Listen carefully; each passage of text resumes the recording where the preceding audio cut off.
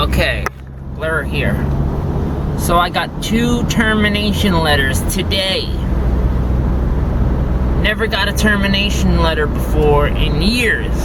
Just happened to, 2 of them happened to come on Valentine's Day. Just weird coinkydinks when things like that happen. Whoa, what's this person doing? That doesn't look good. Look like drugs are involved. I don't know. People do crazy things on Valentine's Day. I'm going to the movies. Alone. How lame is that? But may not be lame, it might be genius because of the laws of manifestation. I'm going to watch Winter's Born with Colin Farrell and what's the other guy's freaking name? They're like 2 in the same. Like, I always hated them as actors. The one guy threw a cell phone at the paparazzi, like nailed a paparazzi and hurt him with the cell phone. The one guy, he was in the Spartans. Are you not entertained? Not the Spartans, the freaking Gladiator he was in. So I get these 2 letters, one from Malwart in the mail and the other from Psychiatry, Mather Hospital. And so I opened the Malwart one first. I can't say the name on social media. You know which place I'm talking about. And they say, you know, we're here to inform you. I quit, man. I quit weeks ago. I didn't show up. And of course they have to write that they turned, because I got abused at work. And that's part of my psychological disability, is that I can't human connection, I can't socialize, I can't have anything to do with human contact. I got abused by this person. He was abusing people the whole time there.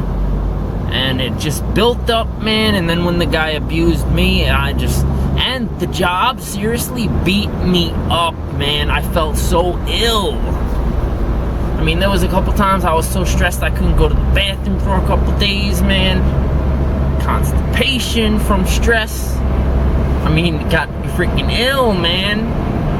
And the physical work, they would push you so hard, and they would treat you like you're not doing enough. You're not doing enough. I'm working at freaking Malwart, like you.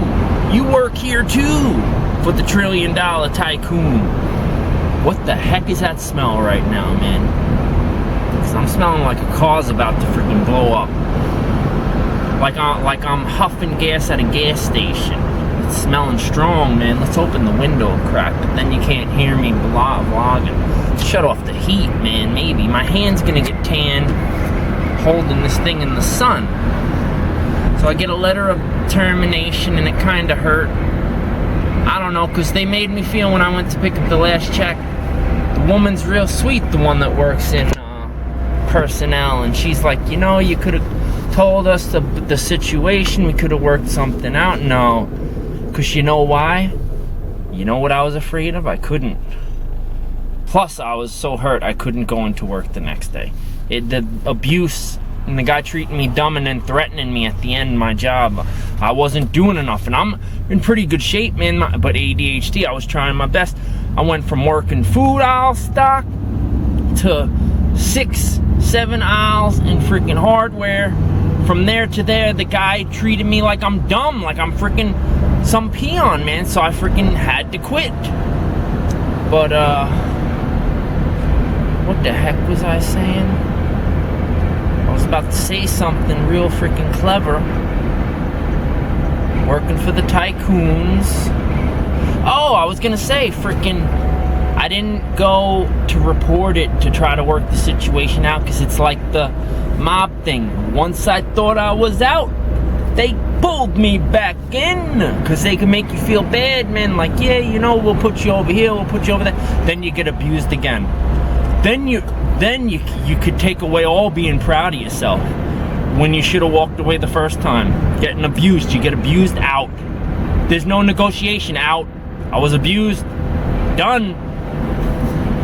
Now you got, after I started working, the stress of having to work for the man to get finance that you need for health.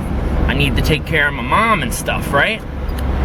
So we're talking about necessity now. So I'm working for the man, seeing other people working means to no ends, hopelessness, people drinking their life away at the job. It was just horror, the experience. I had to experience what people that work for peanuts go through. I had to experience this, so in the future I could fight for people like that go through this, right? So after working there, the job got me so ill and so upset, man. I was like cut off from seeing family. I was just enraged at the whole world that I see people throughout my whole life just wasting money selfishly. They don't care about any people.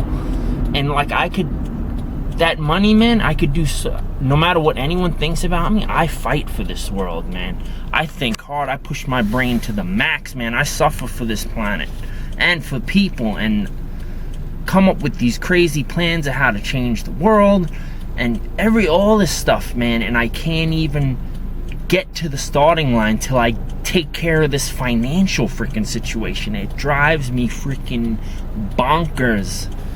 Psycho. It drives me freaking crazy. My hand's gonna get all freaking suntanned, looking like that dude on Yahoo that showed he was a truck driver. He had half his face exposed for years to the sun and half the other face, and they showed what sun damage does to the freaking body. So I could just hold it over here and talk to you this way like this.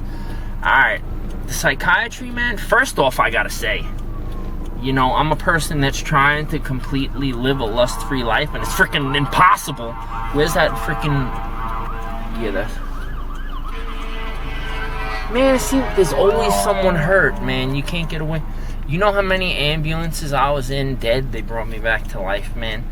Just hearing those sirens, man, it comes back to you. But that's a story for another time. Shouldn't be alive, man. I'm on borrowed time like the Winchester boys in Supernatural. Yeah, baby, that got out of hand that second season at the freaking finale, man. All help.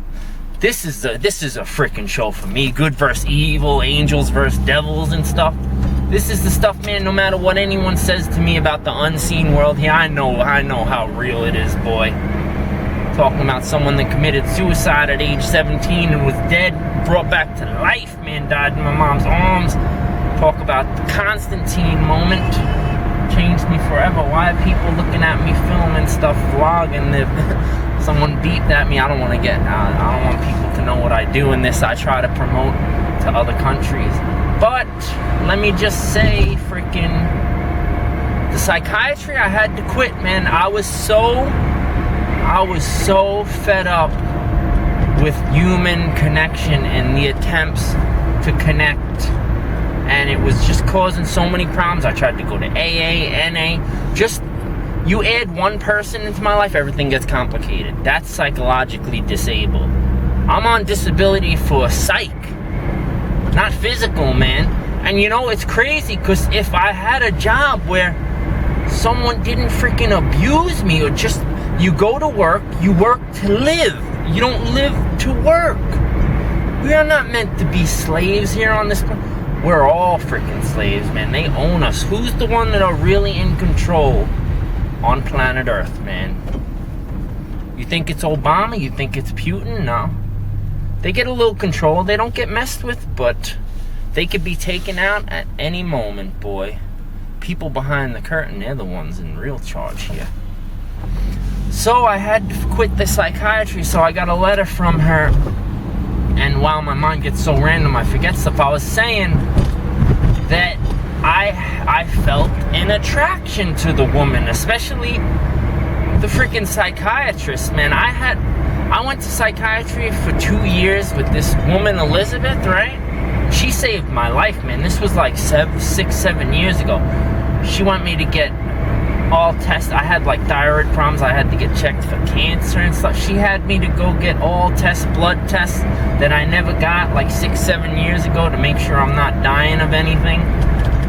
And freaking, I was so freaking attracted to this woman, man. Crazy. So I knew I have to quit the psychiatry, man. This, just like, who are we kidding, man? Like, even in psychiatry, you still, when you're talking, you really can't get down to business. The only way to really fix your life, this complicated human life. I'm at the movie theater. I better get in there, man, because there's going to be couples in this. You think I'm probably going to be the only one alone on Valentine's Day watching freaking Winter's Born. So I ended up having an attraction to this psychiatrist. And you see how I can honestly say I'm a good person, man, because I walk away from this stuff, man. I've had my heart broken. When I was in the intensive 6-week therapy program that I was in, right?